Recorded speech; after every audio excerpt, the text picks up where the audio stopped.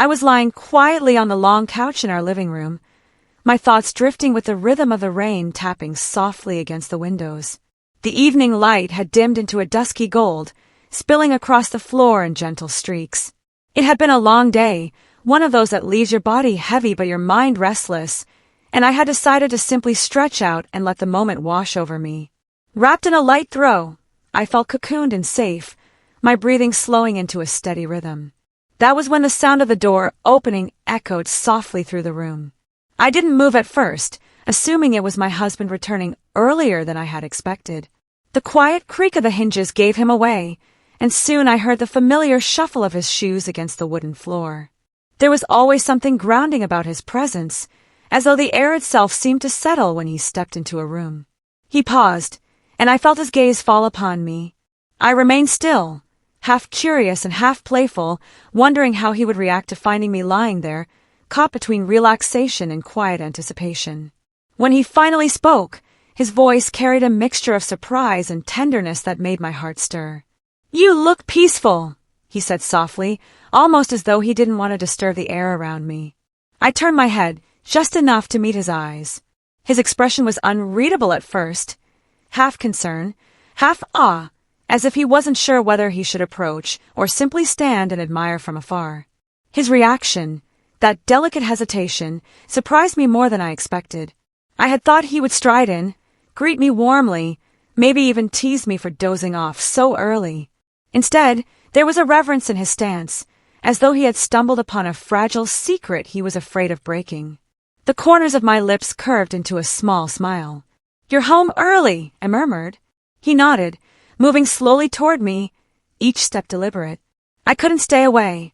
Something told me I needed to be here. The way he said it, with quiet conviction, sent a ripple through me. He placed his bag aside, carefully slipping out of his jacket, and came closer until he was standing beside the couch.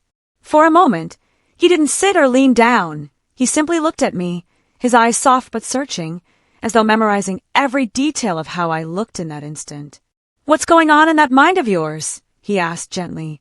I hesitated, not because I didn't have an answer, but because there were too many thoughts swirling inside me to name just one. Finally, I whispered, "Just thinking about how lucky I am."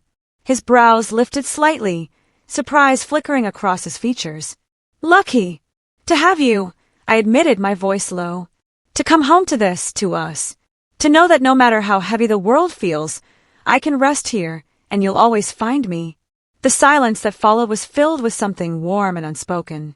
He knelt beside the couch, his hand resting gently on the edge, as though anchoring himself to the moment. His reaction was not what I had anticipated at all. It was deeper, quieter, more profound. His eyes glistened with an emotion that caught me off guard, and I realized that he was just as surprised by the depth of what he felt as I was. "You always do this to me," he said softly, his voice roughened by sincerity. "You catch me off guard with the simplest words. I walk in thinking I know what my day will end like, and then you remind me, it's so much more than routine. It's us. It's this." I reached out, brushing my fingers along his arm. The warmth of his skin beneath my touch grounded me, reminding me of the years we had shared and the quiet promise we had always carried between us. He shifted then, sitting on the edge of the couch beside me. The closeness of his presence filled the space like sunlight breaking through clouds. For a while, neither of us spoke. We didn't need to. The weight of the day melted away in the simple comfort of being near him. But as the minutes passed, he leaned back, his arm slipping behind me in a protective gesture, his gaze still fixed on me as though I were the most fascinating sight in the world. His reaction continued to surprise me, not with grand gestures or dramatic words, but with the sheer intensity of his quiet devotion. "I don't ever want to take this for granted," he said finally. "Walking in and finding you here, it feels like the answer to questions I didn't even know I had." My chest tightened with emotion, and I blinked against the tears that threatened to form. I hadn't expected that something as ordinary as lying on the couch could become a moment of such connection, yet here we were, both of us caught in the beauty of simplicity. I rested my head against his shoulder, breathing in the familiar scent of his shirt, the mix of fresh air and something uniquely him. The world outside continued its rhythm. The rain still fell, the city still hummed, but in that moment, it felt distant, irrelevant. His hand found mine, fingers intertwining with a gentleness that spoke volumes. "You surprise me," he whispered. "Every single day." I tilted my head to look up at him, a soft laugh escaping me. "You say that as though it's a bad thing." He smiled, shaking his head. "It's the best thing.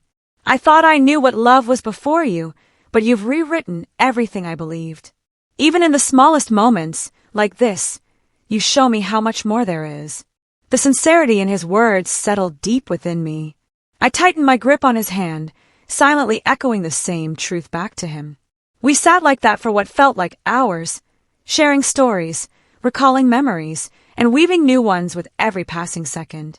The couch became our little haven, a sanctuary where vulnerability wasn't just allowed, it was celebrated.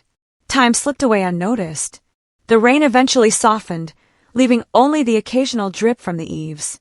Darkness folded gently over the room, and he rose briefly to switch on a lamp, its golden glow enveloping us in a warm cocoon.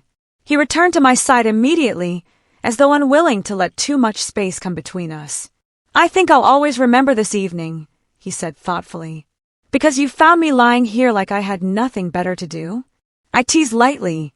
He chuckled, shaking his head. "Because you reminded me what matters.